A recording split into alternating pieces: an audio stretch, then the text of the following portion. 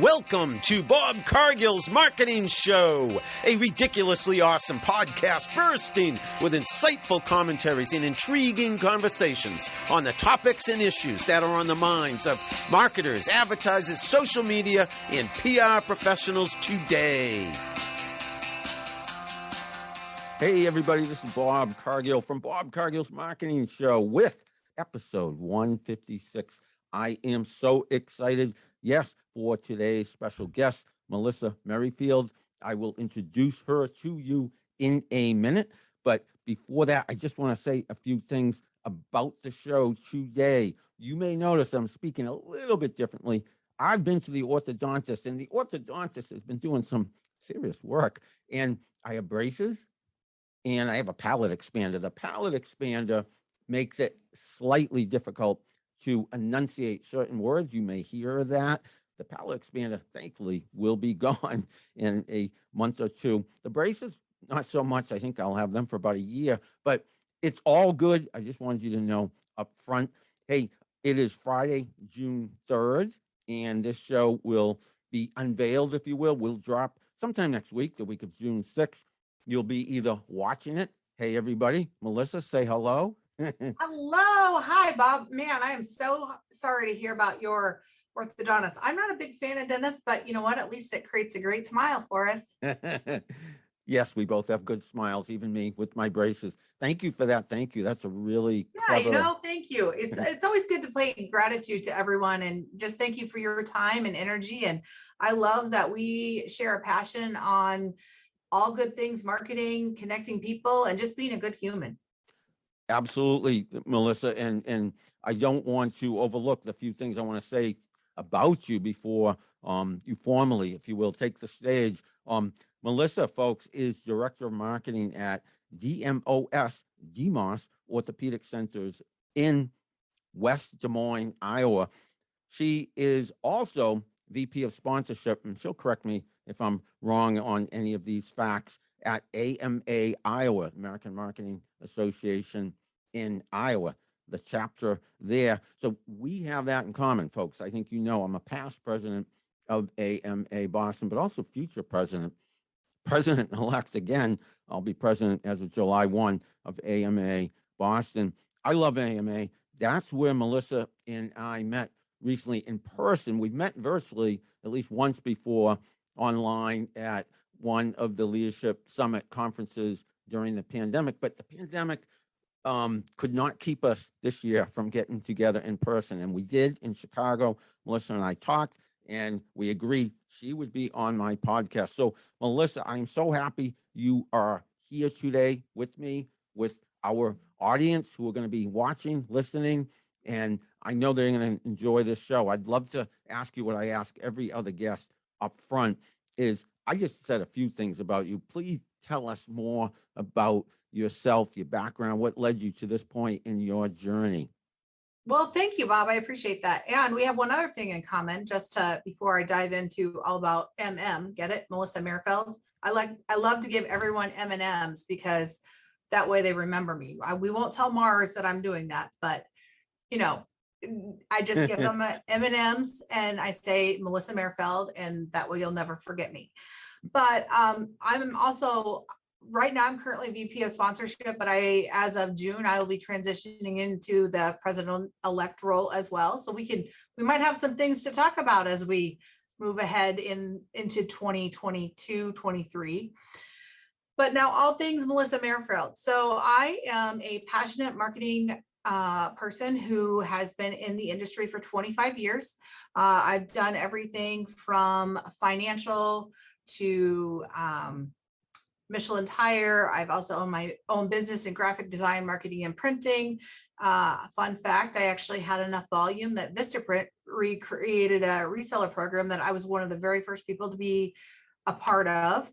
And from there, I've also been in, I've helped small businesses, large and small. I've done corporate marketing for Core Rich Mall. I've also was in the world of broadcasting where I sold software and piece of the metadata that transmits a signal that displays your guide information on your TV. Don't ask me how I ever transitioned into that, but it was an amazing journey because it opened up a lot of opportunities for me to see marketing on a much bigger scale in the world of broadcasting, broadcasters, digital, trade shows, and we can get into that more as we go. But then I also took a leap of faith and transitioned my career from Cedar Rapids, Iowa, and moved into the Des Moines market. I joined KCCI as a marketing consultant. And from there, I transitioned to Golden Rule Plumbing, Heating, and Cooling as a marketing manager. And since then have transitioned into the world of orthopedics and healthcare marketing. Fascinating, Melissa. And let me pronounce your last name more correctly than I did the first time around. I'm hearing it's a short I, not a long I. Yeah. Merrifield? Merrifield. Yep. I get a little bit. So when I was married, my maiden name was Latstetter and I married to Merrifield. The only thing that I gained was the MM. I didn't really gain much in the Melissa Johnson, any of those normal, easy stuff. So it's Merrifield. Melissa Merrifield. Yes. It's a name once you say a few times, you can't forget. It has a ring to it, almost like a stage name, if you will. Well, I did have a stage name at once. I actually performed with a dance club, and my stage name was Mel Devanya. Wow. Means diva.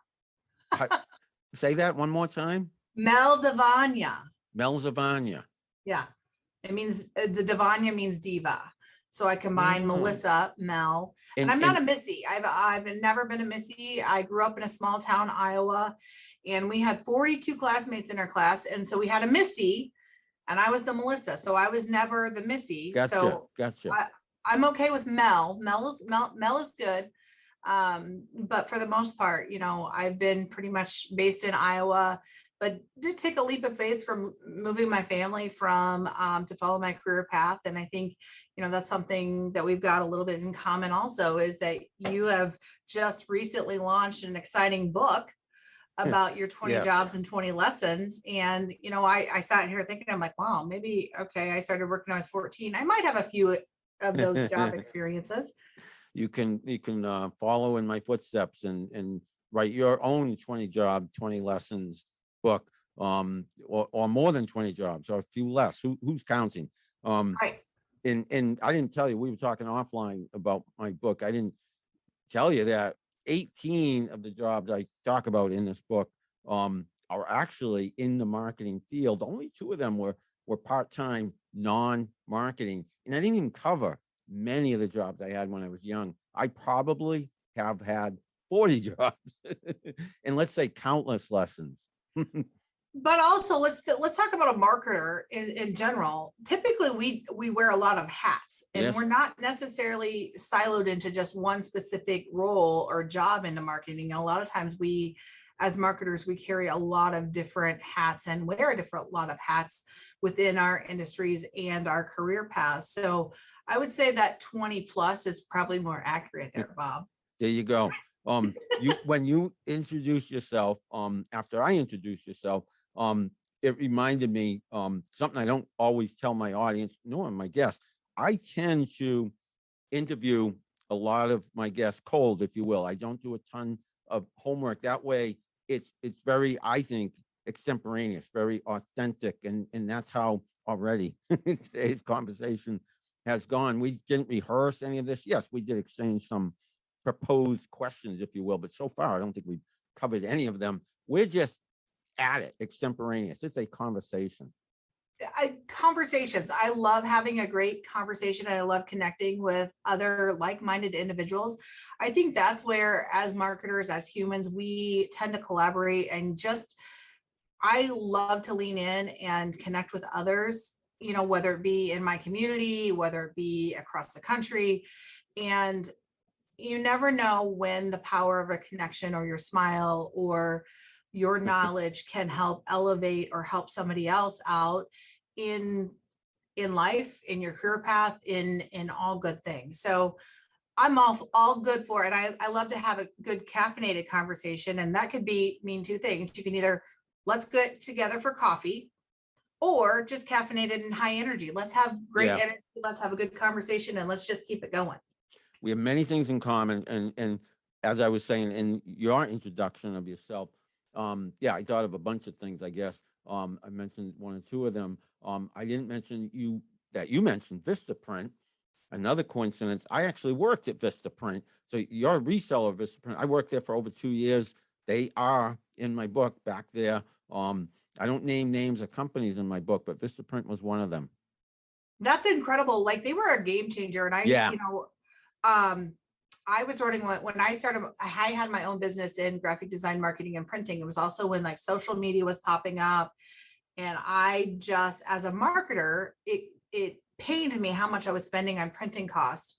And so one of the things that, with my small business, I had over 42 clients, never advertised once. It was all word of mouth. It was all in, but I felt like it was a great way for me not only to design and help businesses fill the gap of where they might be and let them really focus in on their dreams. I love working with small businesses and having them help and see their vision. Sometimes they have so much time and all these great big energies, but they don't have enough time to like truly concentrate on their specific channel of business or having great marketing pieces. And that was where I came into play with a lot of these small marketers and companies that I worked with across many pillars, automotive, hairstylists, you name it. I've worked in a lot of different industries and pillars, and Vistaprint has been exciting to kind of watch them change their game and how they've evolved as well. But it was pretty exciting to be on the forefront of that. Yeah, I think Vistaprint is now Vista only. I think they changed their name. Yeah, Just I through think Vista. I agree. I think there's been a brand change or a marketing change there, but Fascinating company. I worked there over 10 years ago. In its heyday, when they were growing really fast, and I managed both copywriters and designers. Felt like I had a creative director hat on, if you will, in that, like I say, I managed both the design and the copy towards the end of my stint there.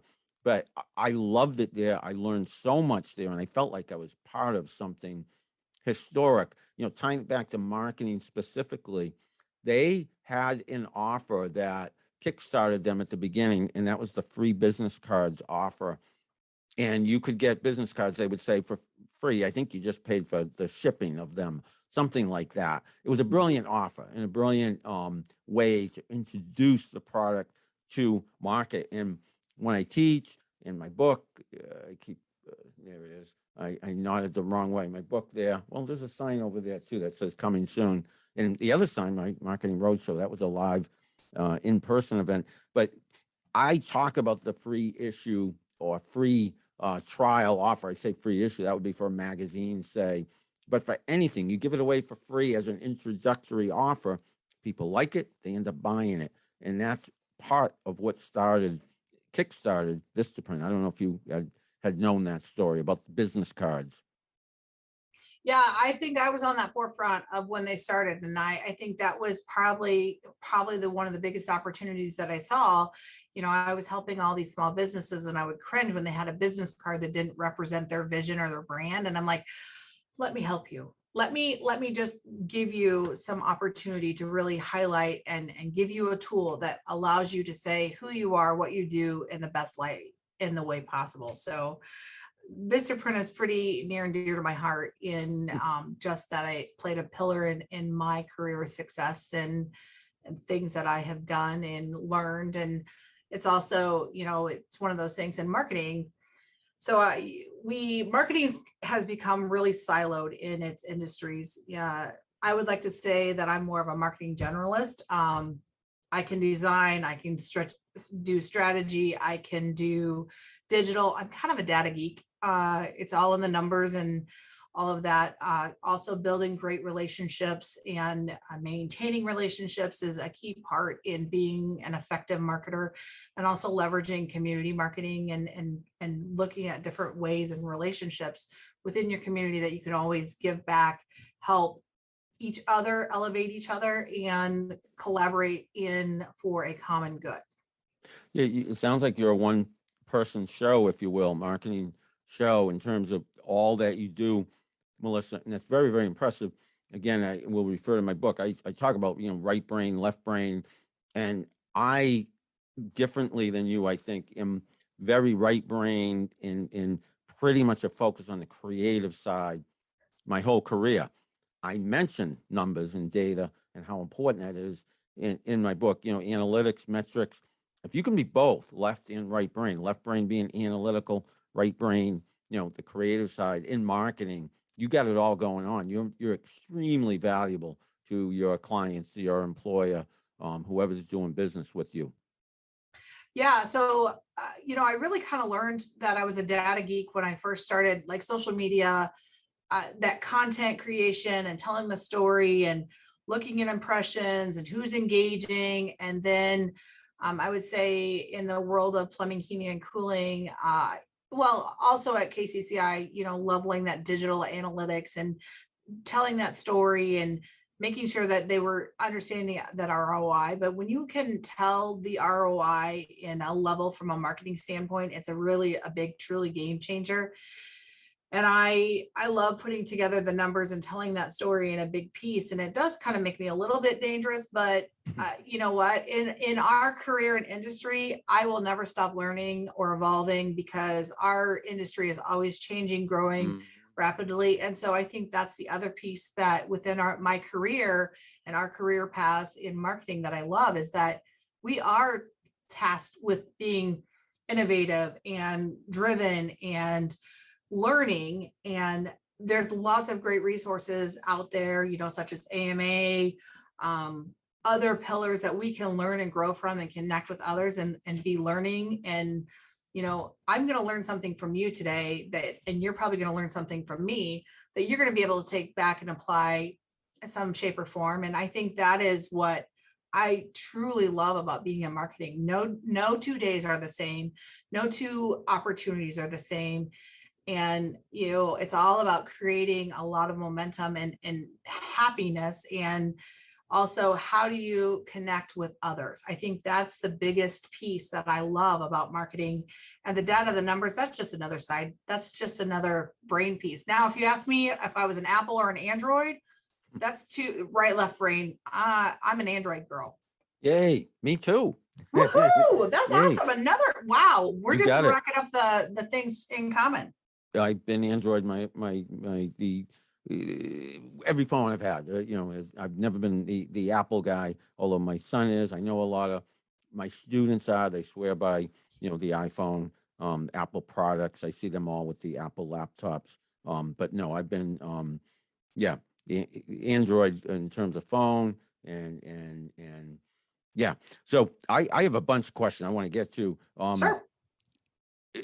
Or should I say things I want to cover, because not all of them are questions. This is more a word of congratulations to you.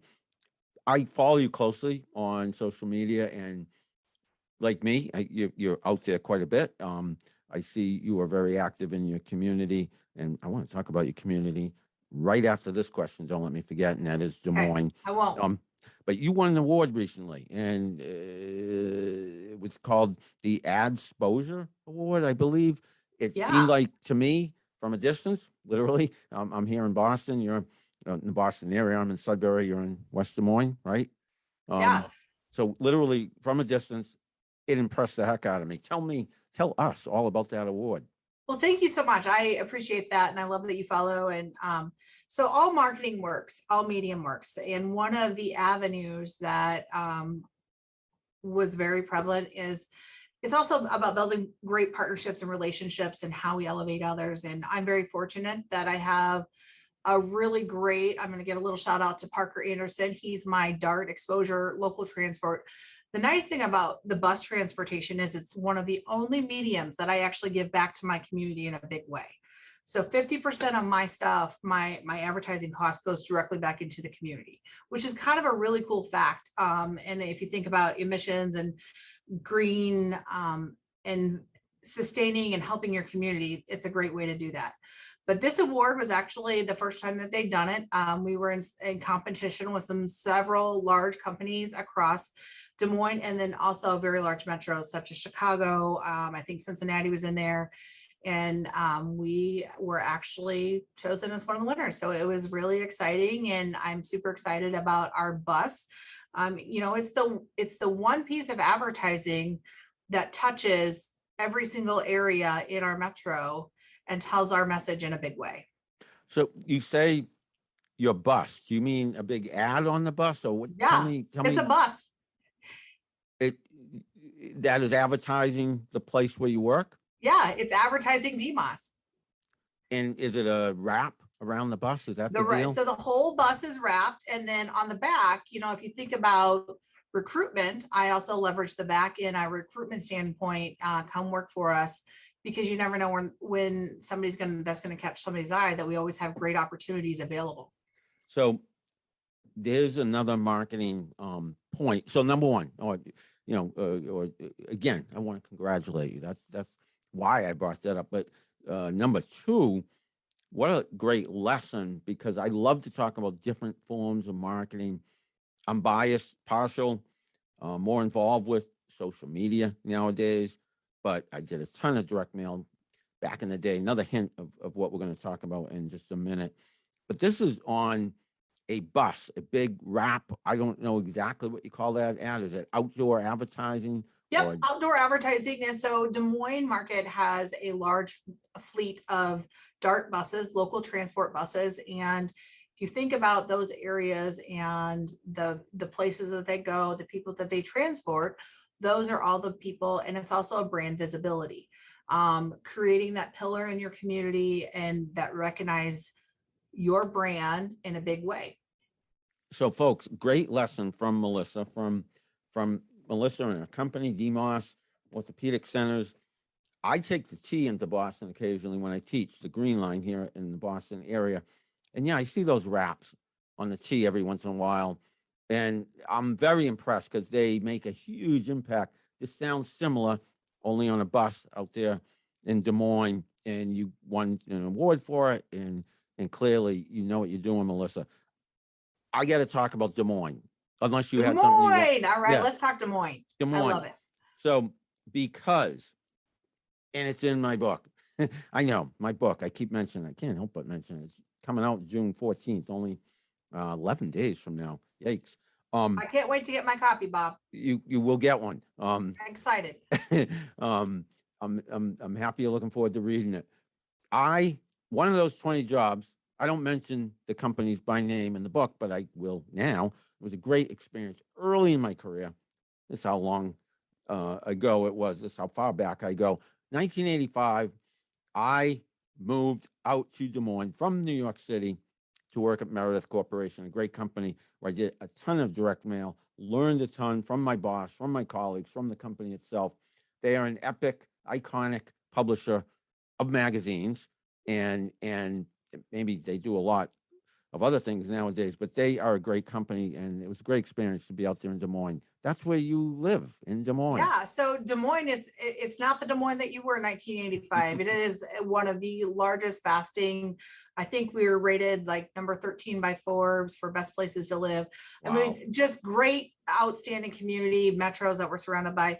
But here's a fun fact about Meredith. So in my roles, I actually worked for a company called Titan TV that I worked with all the broadcasters across the country, Nexstar, Tegna. Meredith was actually one of my clients as well. So we have that in common, and Meredith is a great pillar in the community, and they just talk about business transformations and broadcasting and magazines and really getting strategic. And you talk about direct mail. So that's another thing we have in common. So I worked for Yellow Book, now Haibu.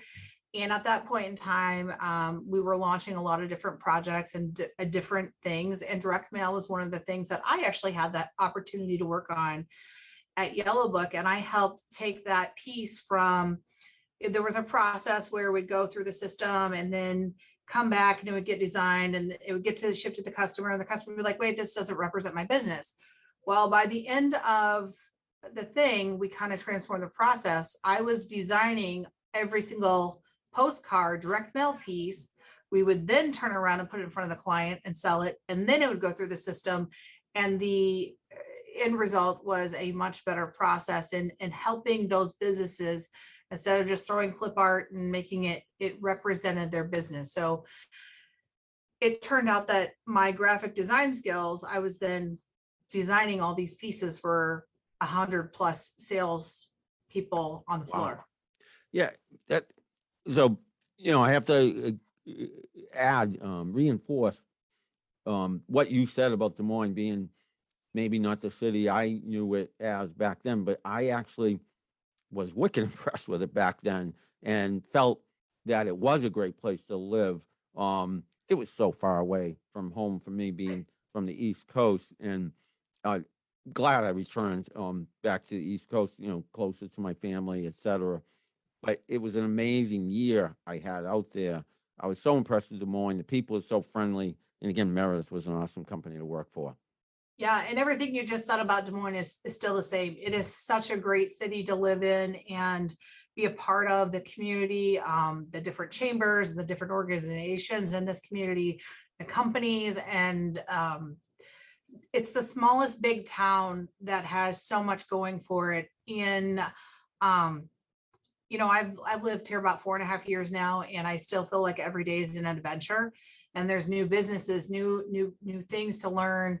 When I moved to Des Moines, I learned that one of my superpowers was connecting.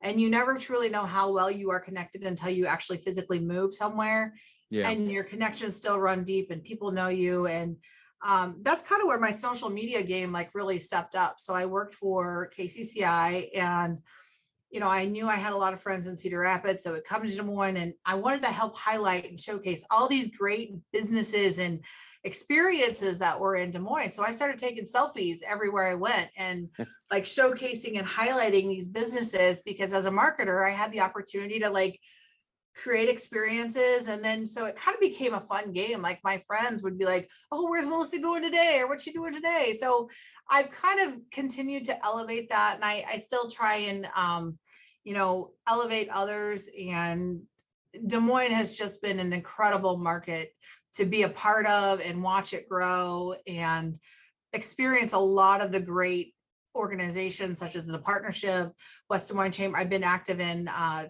multiple chambers, Grimes Chamber, the Downtown Chamber. And so just finding ways that I can contribute and give back and be a part of this community has been something that I'm really passionate and really grateful for, all the great connections and relationships, and just being in such a great city that provides me with a lot of great opportunities for personally. And you can always catch, we've got so many great things such as running, walking, which I see a few medals back there. Oh yeah. Behind hanging. I ran a few miles when I was in Des Moines back in the day. So Des Moines has just been an incredible, and it's funny because a lot of things that I tried to do in my career, I lived in Cedar Rapids for 20 years. And a lot of the things that I tried to make happen in Cedar Rapids just weren't happening. It was a different market. I moved to Des Moines, and it's been an incredible journey of, I keep pinching myself because it's like a 180. It's like how, like I get the opportunity to create and evolve and truly be my authentic self. Yay, Melissa. Yay, yay, yay. 3 cheers for you. AMA, you said, I don't think you said these exact words, but you're a people person through and through. Clearly, you did say something about, a superpower of yours is connecting. I know a superpower of yours is connecting because made a very strong impression on me. When I met you in Chicago, we met virtually. Here we are talking on my podcast. Here we are knowing, I think, that we're going to know each other for the rest of our lives, one way, shape, or form. AMA, how it's a great place for people who like people, and obviously AMA, American Marketing Association, people who like people and like marketing as well. AMA has been awesome for me. Great experience, great opportunities. I met so many people. Tell us about your AMA journey. You're going to be president. It sounds like the same time I'm going to be president of our respective chapters. You have a very strong chapter out there in Iowa. I know that you guys have won some awards. What's AMA been like for you? I will say AMA I now that I'm in the medical industry, I've also gotten it confused for American Marketing, a medical association. I'm like, Yeah, no.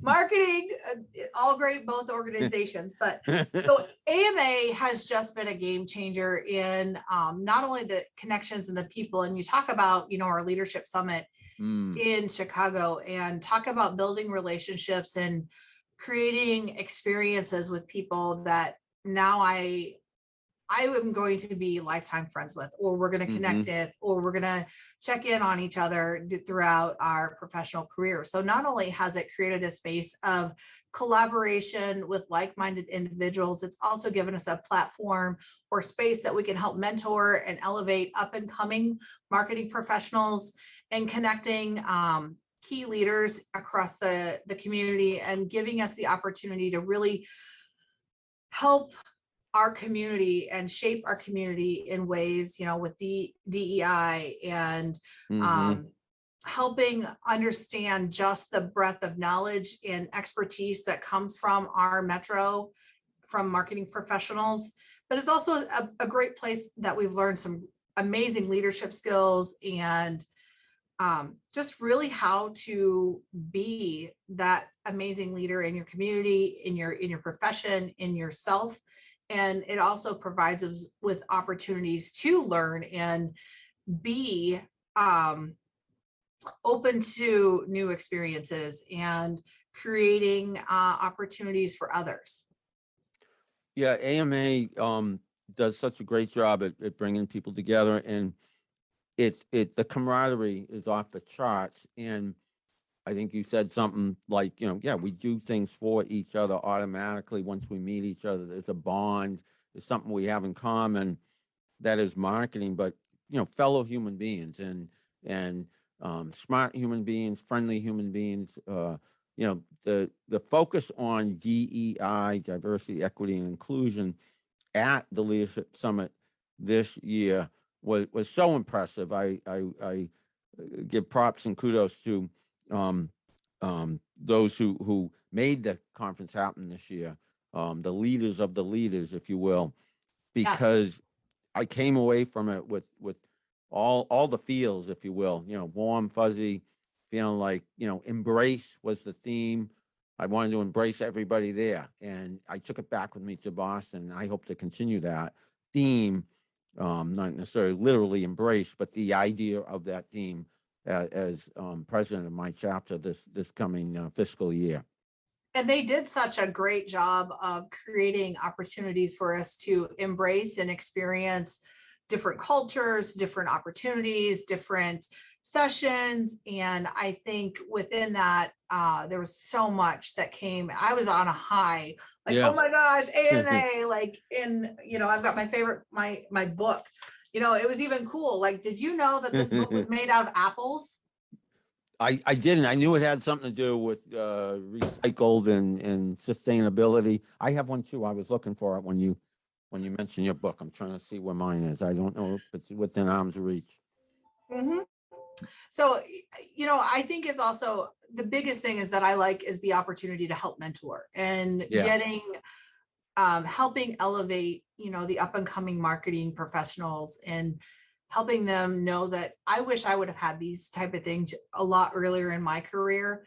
I wish I would have had some mentors or a group that I knew that I felt like I really truly belonged, and I could sit down and we could geek out about numbers or data or creativity. And, because let's be honest, my husband, like, I start marketing, geeking, talking, and sometimes he's like, well, okay, what? I'm glad you're happy. Yeah, kind of like my wife seeing me work on this book over here, 20 Jobs, 20 Lessons for the last 3.5 years. Enough already, Bob, publish it. But I keep editing it and delaying its release, but it will happen in just 11 days.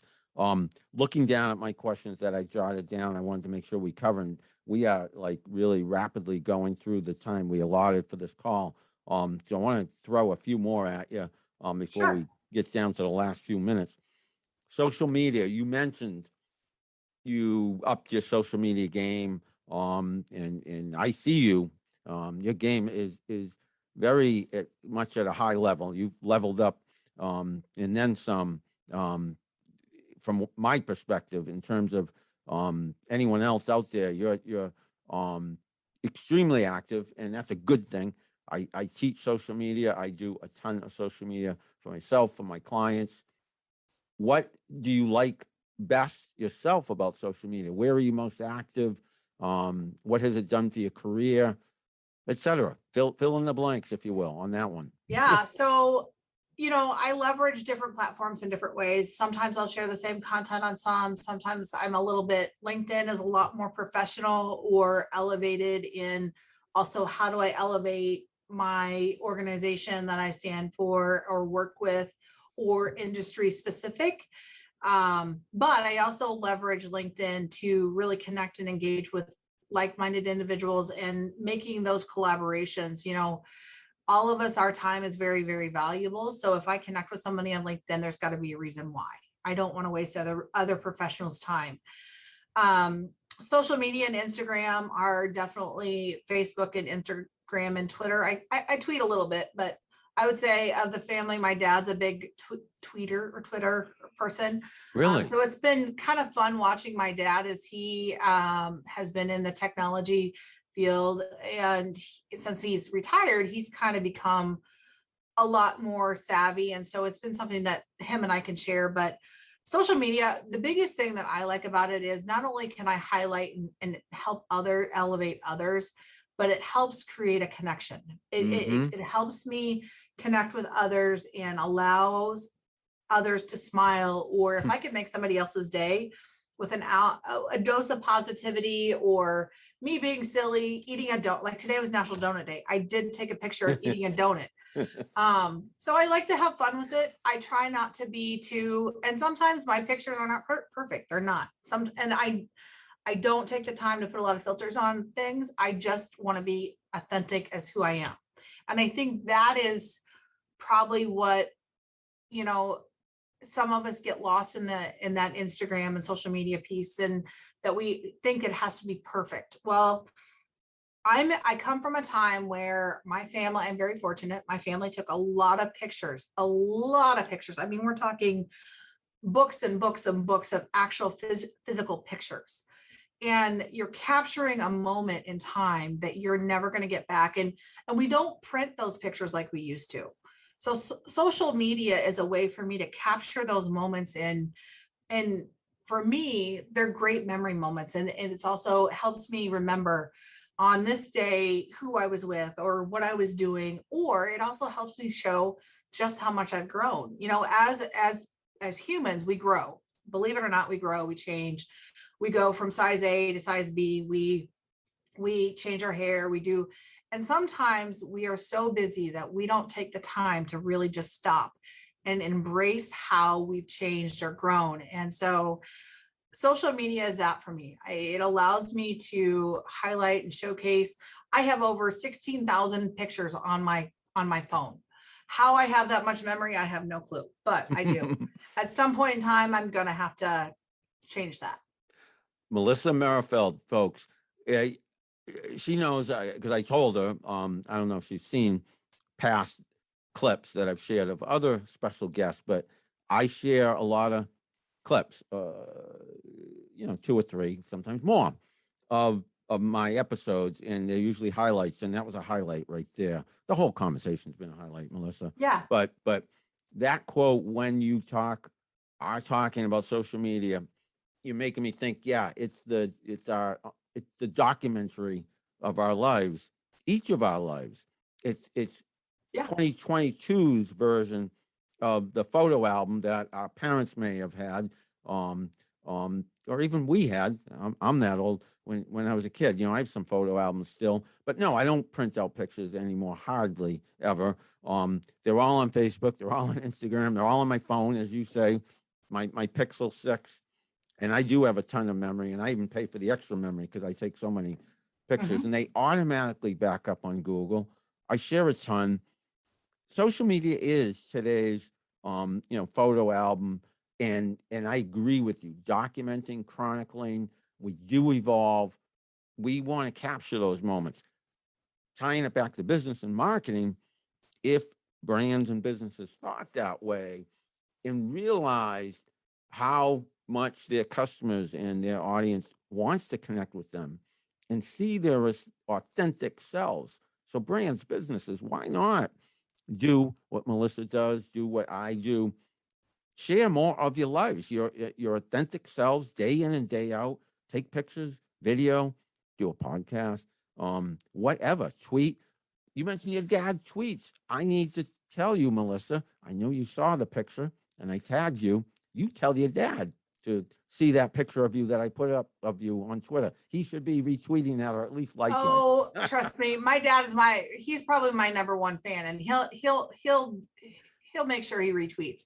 But Props to Melissa's dad. Props. Go dad. Thank you, Dad. So one of the things too is just in that, I actually had a pretty life-changing experience that we were part of the floods of 2008 in Cedar Rapids, and we lost everything. So if you imagine walking into your house and 3 foot up, that was all we could save. But Melissa. I worked for a company that literally the general manager and all the employees, we came in, they helped us. They had waiters on, they helped us clean our house out. And my manager, I learned a lot from this flood, and a lot in the way that I react and community focus and all that. But my manager physically we had laid out all my photographs and dried them. They'd been sitting in floodwaters, and so we laid them all out on the grass, and she's like, Melissa, I'm going to take this for you. So she took every single one of my pictures that were totes full, and she preserved them. She freeze dried them. She saved them as much as she can. So it's, to me, if you can capture that and do that for somebody, that was such an on-taking for her to know that those pictures meant something to me, and they were so heartfelt that she took that upon herself to save that one piece that I could have easily just thrown away. And I still have those pictures. It meant so much to me. And I think that's why I love taking pictures too. Look, you got me tearing up. Well, yeah, that's a heartfelt story, Melissa. And your boss, who supported you at that time, is to be commended. And I can tell how much you appreciated her good deed. I told you I interview a lot of my guests relatively cold. It's the case. I'm embarrassed to say I did not know that about your past. That's an important milestone. But therefore, I'm hearing it for the first time, like the audience probably is, unless they know you. And it makes it that I mean, it's something the flood taught a lot of experiences. So within life, we go through a lot of journeys, and I would say the flood taught me so much more on community and building strong communities. And for example, my dad worked for a great company at the point in time out of Chicago. They didn't know us from Jack. And they ended up taking up donations, monetary donations, and actual stuff. So I drove up to my dad's to pick up all this stuff. I had a Honda CRV, and I had so much that I couldn't even hardly fit on the way back. And what happened is when we got back, it wasn't just me that was flooded. It was my neighbors. It was everybody around us in the whole community. So we just brought it back to the community, and we paid it forward. Whatever we could use, we used, but then we also paid it forward and just gave it out. So now anytime there's flooding or natural disasters or anything, I react a little bit differently. And just knowing that, like, even if I can just give somebody a gift card, that gift card means them going to the store and buying socks or underwear that they could have lost. So I would say that through the flood, I learned a lot of life lessons. I also learned working with the government and, adapting and changing and building those relationships. And, my house was the 500-year line, and the sidewalk in front of my house was the 100-year line. So I didn't have to have flood insurance. So when I was 27 and my first house that I just bought, I had a letter that said, guess what? You're not covered. I had to learn to adapt and become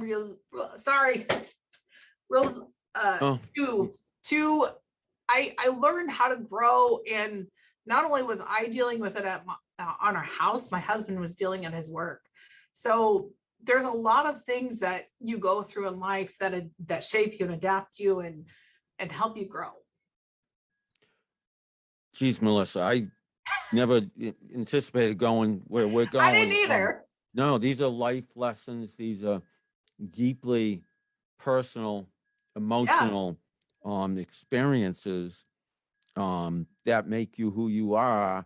And I see who you are without knowing all of this, but now it explains a little bit about who you are. But your heart, you were born this way, to be caring and thoughtful and generous to people.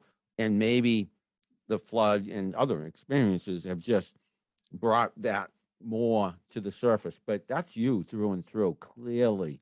I didn't know this about you, but Thank you, Bob. see, And I see in you a survivor, number one, and then such a kind person, concurrently. Thank you. I will say, the other thing is that I think as we get older and the more you become in tune with yourself and you listen and you become vulnerable and you're willing to share those experiences, and you never know who you're going to help or who is just there to listen. So thank you for listening to my story and, just being there too, for me to share it. And I will say you never know what life is going to throw you. And you just have to continue to look forward and move in a way that makes sense to you.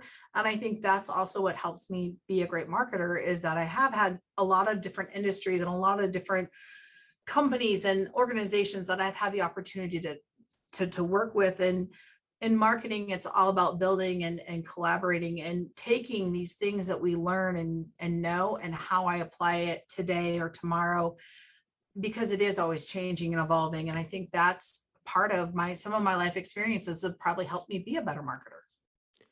Yeah, because as marketers, we have to know people. We have to be able to adapt to change. We have to be empathetic. And you don't necessarily see that in everybody, period. Certainly not in every marketer.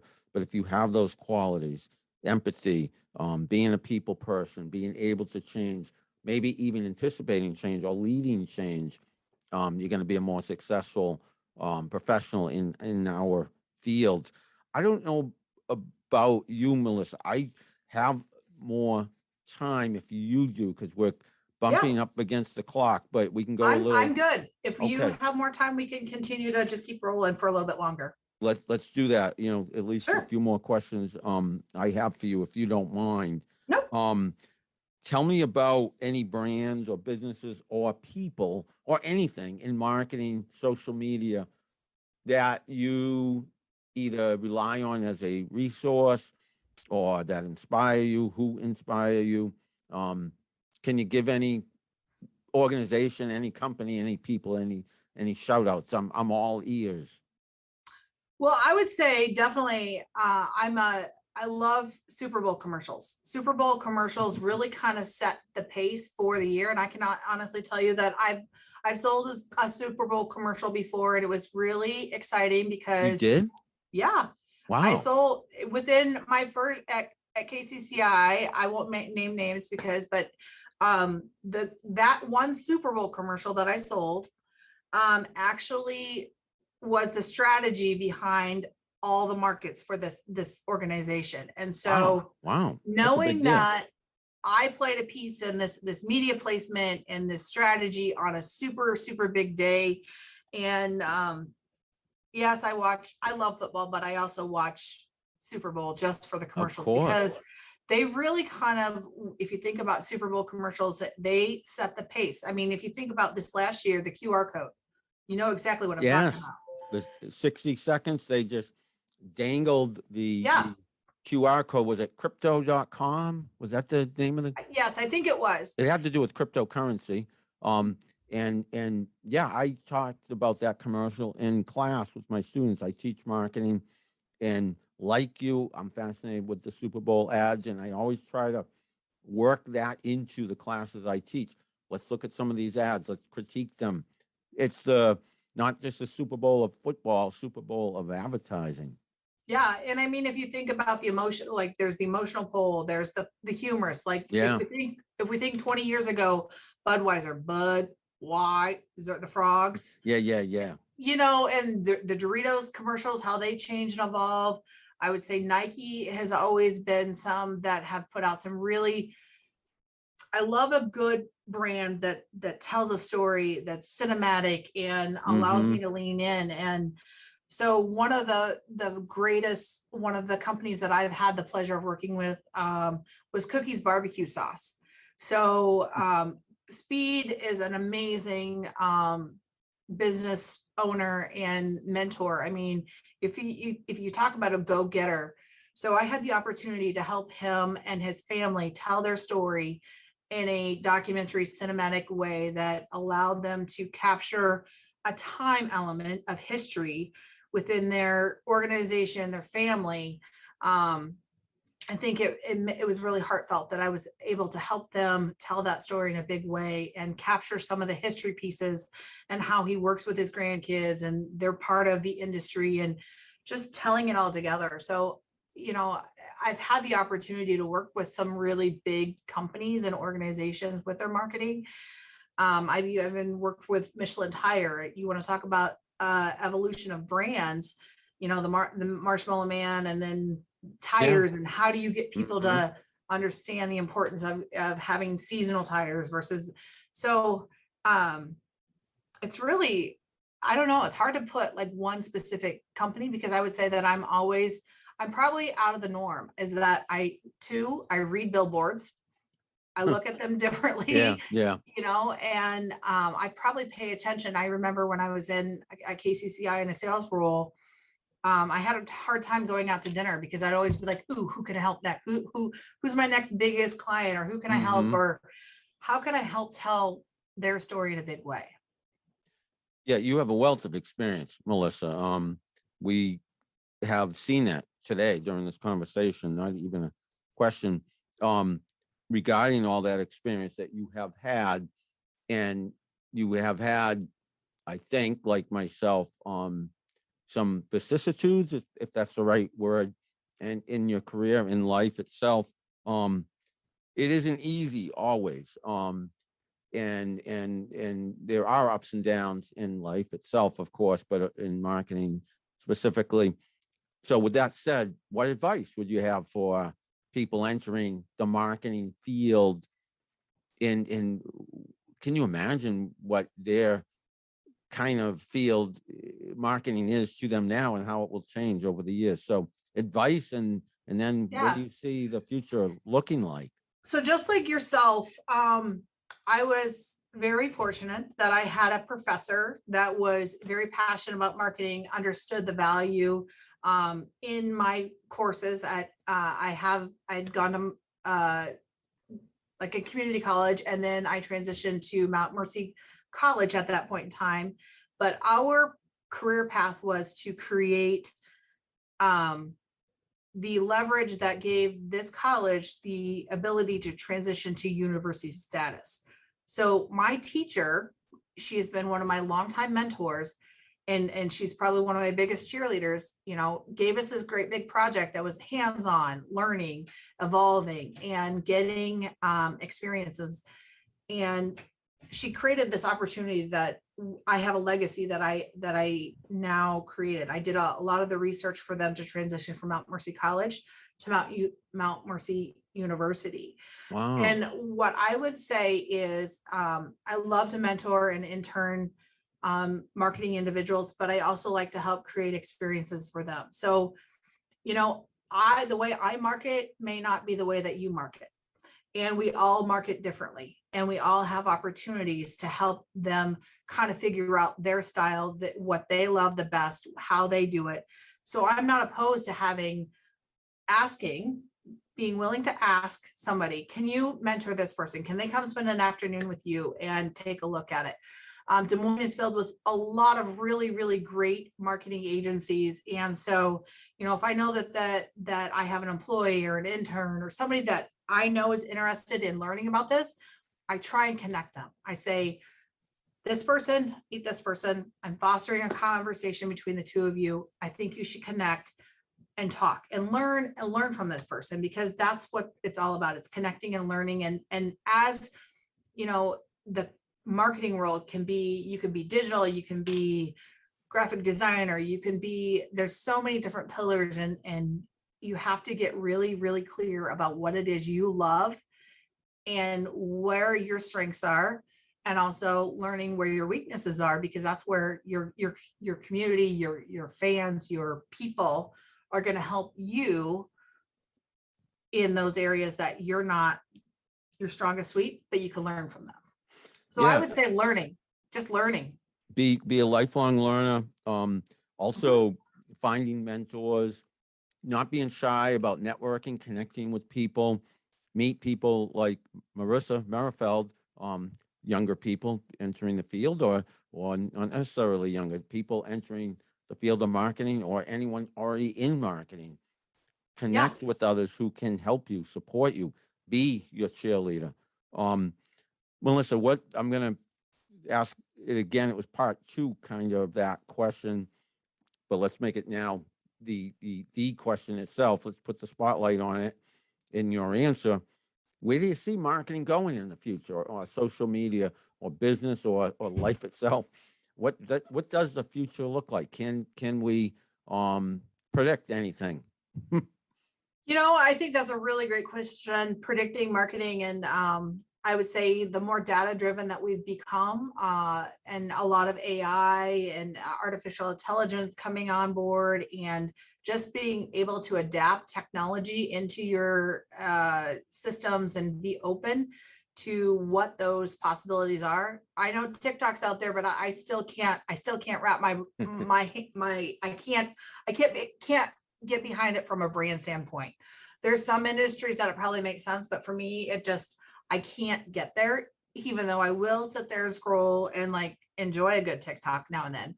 But I think as you get into your industries and you find your silos and you find your purpose, living in your purpose within your marketing is so grateful. So one of the things that I realized is I loved the work that I was creating for a plumbing, heating, and cooling company. I love what I was doing for them, but the element that I realized that I was missing was that helping somebody. So for example, my office is in the middle of a urgent injury clinic. I never in my marketing career imagined that my office would be in a medical office. My dad, another good point for my dad, he always told me I should be in marketing and healthcare. Wow. And look at you now. Yeah. 25 years later, I finally listen and I find my purpose. But there's something about just making eye contact and smiling as people walk past my office, and I look up and I engage with them. I'm helping them create a better experience, and most of them, the people that are walking by here they're in pain. They're here for a reason. And knowing that we are helping them gives me much joy. So I personally knew that I needed to find an area within marketing that I could also help people. Another highlight of this conversation, Melissa Merrifield, in terms of what you're saying, you're steering your answers back to a common thread. And if you know yourself as well as I'm guessing you do, you know what I'm going to say. But back to being kind, being a good human being, being authentic, being yourself, being a supporter of others. That is the common thread. If I were to summarize our conversation, and it's you're the guest, you're the focus here, and so I'm not taking any credit for this. You have steered this conversation to the theme of be nice to people, and you will succeed. Because you're making me smile too. With my great smile, Bob. It's going to be even better once I get these braces off. But if that's what you're doing every day, and I'm sure you are, because you make me smile, you made me smile when I met you in Chicago, making me smile today. You're bringing so much joy to people. People like to be around people who bring them joy. So that's going to lead to both personal and professional success. You are living proof of that. You are a role model, Melissa. Oh, thank you. You made me cry again. Little tears there. but it's not just about the smile. I'll also be the first to the dance floor, because there's nothing like getting people out there dancing and enjoying themselves. And if you're the first one there and they see you're having a good time, more than likely they're going to follow. So I think we may have run into each other, been fairly close on that dance floor in Chicago, when at the end of the first day of the conference, we work hard, we play hard. All of us, AMA chapter leaders, a lot of us got up on the dance floor and had so much fun that night. Yeah, it was great. And I think, thank you for those kind words, Bob. It's been an amazing journey, and connecting with you and getting to know other AMA chapter leaders across the United States within different organizations. But I also think, just within my community, it's been amazing learning so many different great people.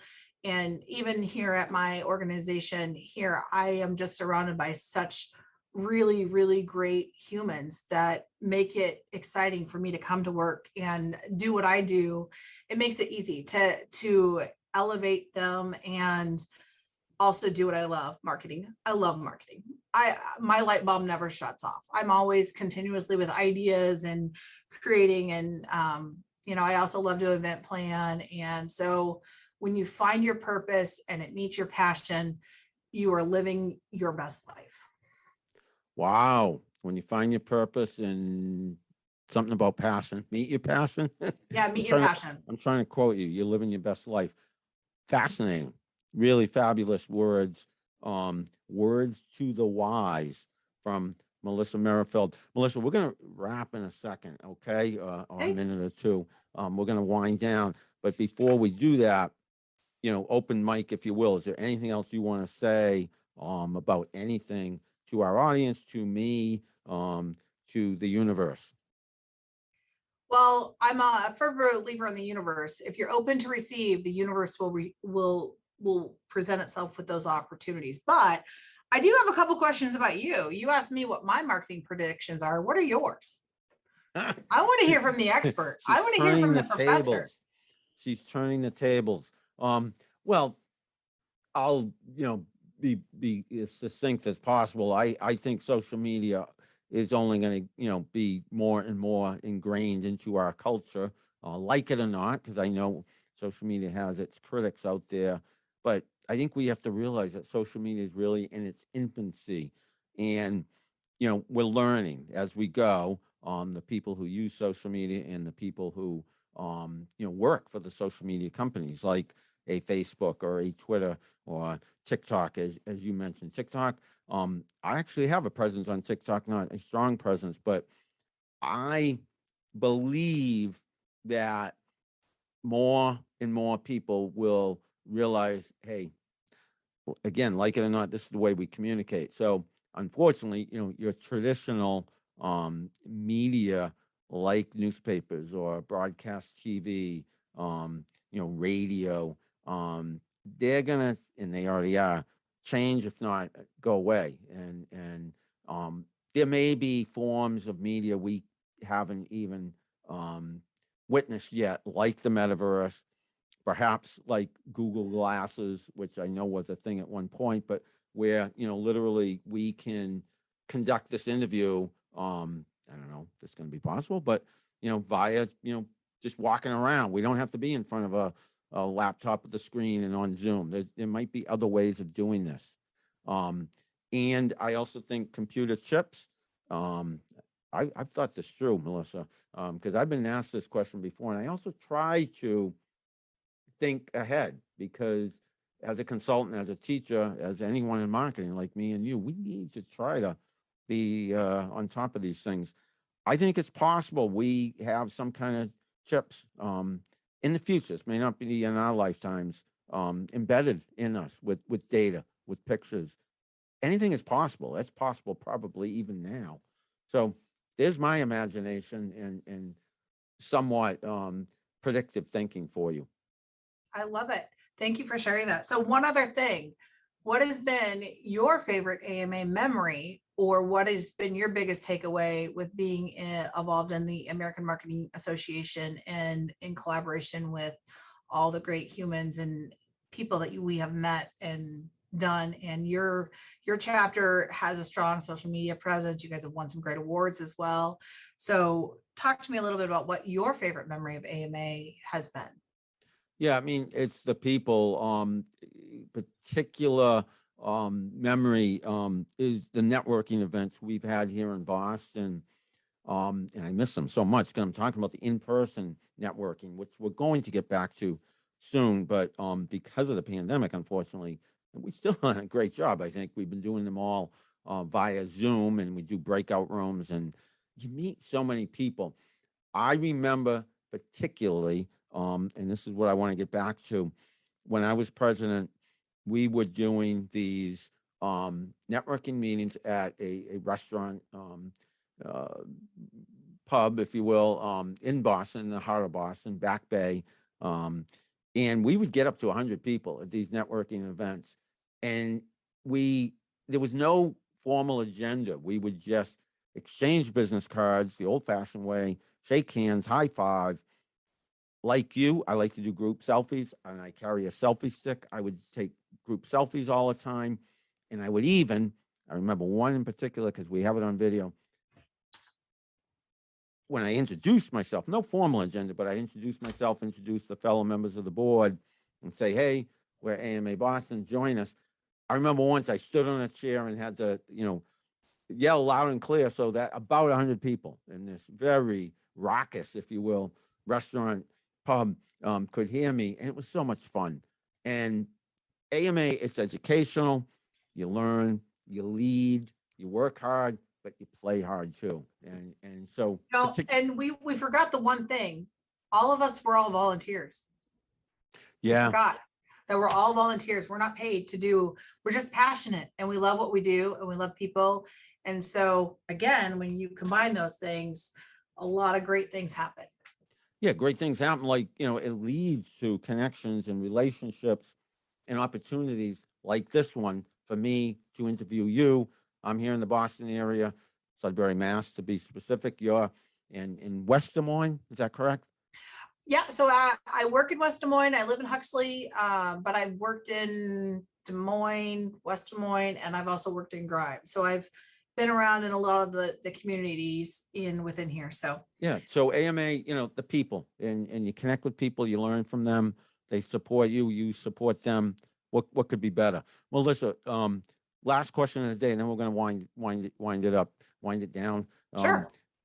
Where can people find you on social media, or how Sure. can people get in touch with you? Sure. LinkedIn's probably a great place to start professionally. Melissa Merrifield, just look me up, or Twitter, social media, Facebook, Instagram. I think my handle is mmmerrifield79. But just connect with me and reach out to me, have a conversation. I'd love to help you anyway, or even if you just have a question. I love connecting with like-minded people, and helping you anyway is part of what brings me joy. But I have one more request for you, Bob. So it's Fun Fact Friday. So I need a fun fact from you that nobody else knows about you. That'll be a fun fact to share. Wow. That I have a nobody couple else. for me, but I want to hear what Well, yours then are. I have to turn the table then before we end. Okay, I'm thinking something that nobody knows. Can I? You put me Your on the wife can spot. know. Somebody can know, but just a fun fact that nobody knows about you. Well, I don't know how fun it is, but that I've been running for forever. Since I was a teenager. I use an expression that my wife says not to use because it makes me sound old. But since I was knee high to a grasshopper, it's an expression my dad would use, and it ties back very, very well to my dad. When I was a kid, he would take my brother and my sister and me out to the back streets of Franklin and time us on his watch. And I was little. I was probably the slowest of the three. My brother and sister were older than me, and they were great athletes and strong and fast. I think I ended up becoming pretty strong and pretty fast, but that's how I learned to run. He would, it sounds very old fashioned, but he'd bring us out to some desolate street where there was no traffic, time us on his watch, and I loved running, and always have. I've now run 20 marathons, hundreds of races. I run almost every day. I will probably be running later on today. It's a big part of my life. So, yeah, people who know me know that, but not everybody knows me that well unless they see me on Zoom and see all these medals back here. I So have a yeah, great running. race that you could, I have a great race you can come run this fall in October, the IMT Marathon here in Des Moines. I might be able to get you a pass or something if you're interested in that. You'd get to experience Des Moines all over again. And I would love to experience Des Moines all over again.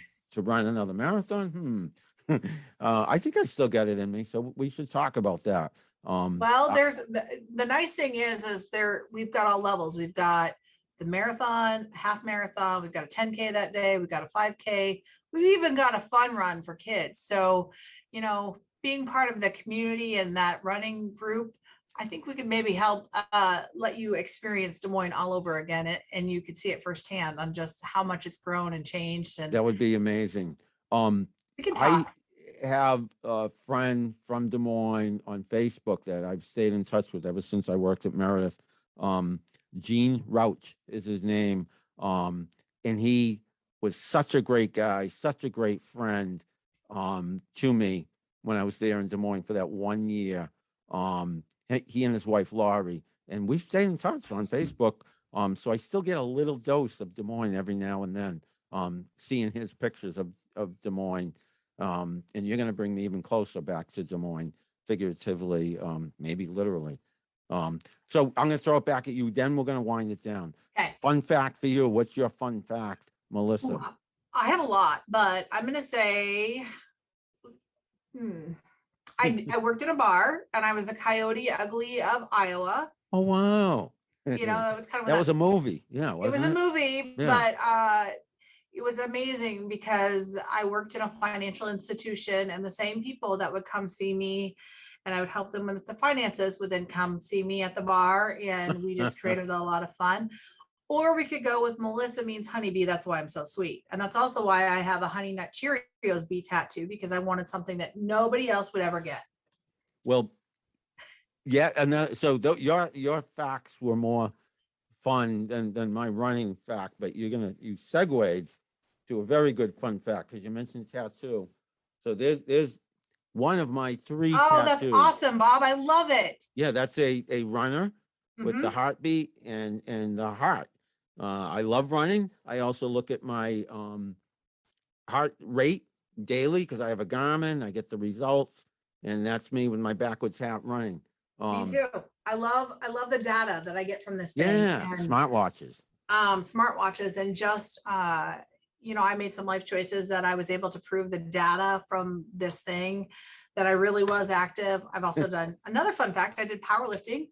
My Whoa. my deadlift was 350. So I That's had serious weightlifting. Yeah. and I was going to compete, but I decided not to compete because at that point in time, in the women's league, they put a number up on the board, and I was afraid of that number being shown instead of focusing on my accomplishments. I was worried about the number on the board that would be shown in front of everybody. And if I was to go back and do it today, I wouldn't care what that number said, but I'd be more excited to highlight the experiences and the training and the dedication that I had gotten to that point. You are a super person, Melissa, superhero. That's the word I was looking for. There I'm just seems me. like there's nothing. I'm not a hero. I'm just me.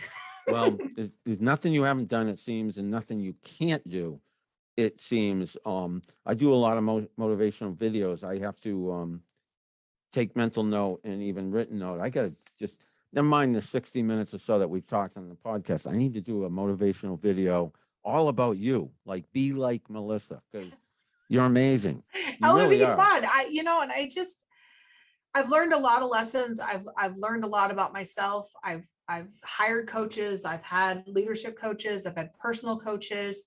I've invested in myself. I've gone, I took a leap of faith. I had gastric sleeve surgery in 2018. I love running too. Wow. I competed, I did the St. Jude Marathon about 2.5 months after my surgery. And Wow. it was, That- I love St. Jude, and I've been a big volunteer sponsor for them and helping them with a lot of fundraising efforts that was another accomplishment, that making the choice to do that surgery wasn't, I'm raising girls. So I want to make sure I have two daughters. I want to make sure that they knew that I was doing it for the right reasons. Both my parents have diabetes. I've had it coming at me both ways. And all my whole life, I'd struggled with my weight up, down, up, down. And at my heaviest, I just didn't feel like myself. So I made the choice to do this surgery, and it allowed me to really come back to who I was. And I'm never going to be as a super fit person. I'm always going to have a little bit of curve to me, but it's also been a tool that I've utilized to help me maintain a better lifestyle. And there was a lot of fear in taking that and overcoming judgment of others of why I might have chosen to make that decision to have the surgery. But it was all about, I want to be around here for my kids. I want to be my knee. I've been told that at some point in time, I'm going to have double knee replacement. So anything that I could do to help myself, it was a tool for me to get to that lifestyle. Again, amazing story. And, these medals behind me should be your medals, not mine. You are the award winner. You are the, And what I love about your medals though is I have the same medals hanging down at in my basement. I love them. I love the unique. There's something about a medal and completing a race and finishing it. Even if I ran and walked, I completed it. I finished. Yep. You got it. And I got something that I can hold on to and I can see that gives me that to know that I did do it. I made the commitment. And if we think about medical journey, and this is kind of how I could tie marketing into running and all this. So you have to commit to get better. You have to commit to being healthy. You have to commit to coming into the surgery. You're going to be sometimes we're a little bit apprehensive in making that thing. But if you think about the journey of training for a marathon, you commit to it. Along the way, you're going to maybe consult with some experts. You're going to have to train. You're going to have to rely on the experts. You complete the race. Then you've got the recovery. You've got the finish line. And then guess what? You decide to maintain or move forward in a way that makes sense. But you had a journey. And that, if you can tie that journey into marketing, into life, into running, there's a journey, there's a story, there's a book to be wrote. There's everything that we could possibly want in life is all in front of us. It's just a matter of how we shape, create, and evolve and be influential, not only in our communities and our industries, but also in ourselves. amazing words to the wise, Melissa, and very profound, very emotional, very inspiring. Are you? And I thank you for your time today. I want to give you a big hug. I feel like I should hug you because it was just great. So thank you so much, Bob. This has been fantastic having this conversation with you. I greatly, the other thing I want to say is always be full of gratitude. So I'm going to say much gratitude to you, Bob, for your time, your energy, and getting to know me and having this conversation. When you live your life full of gratitude and you express it, just as I'm going to say, thank you. A lot of good things come and people and humans, and you will be amazed at how the universe comes back to you. It is coming back to me right now, Melissa. In for the last 60 minutes or so, it's come back to me, and I'm grateful. And it will, as soon as I post this on YouTube and share it on social media and on Podbean and everywhere else people listen to podcasts, so many people are gonna be joyous because of you. So thank you. I'm grateful. I hope so. I hope that, I hope my hope is that I not only inspire somebody, but I hope somebody takes something, and I truly like to make people smile. And Mhm. I think that's part of what makes me me, is that I want to make you smile, and I want to make your day. So it's the little things in life that we can do that make others happy. You've made my day. You will make so many other people happy and make their day when they listen to this episode, when they watch this episode. It's episode 156. We are recording on Friday, June 3rd. You'll be hearing this sometime probably the week of June 6th and beyond. This has been Bob Cargill's marketing show, but it's really been Melissa Merrifield's show. Thank you so Giving you a much, little love, Melissa. Bob. Thank Oh, you. you are too kind. Right back at you, Melissa. You have been an amazing guest with an amazing story. You are an amazing human being. And I'm so grateful to have talked to you today. Those of you who are watching and listening will be back soon in the future with another guest or with another one of my marketing monologues. But until then, I hope everybody stays safe, sound, happy, and healthy. And again, thank you, Melissa, and bye bye. Bye. Thank you.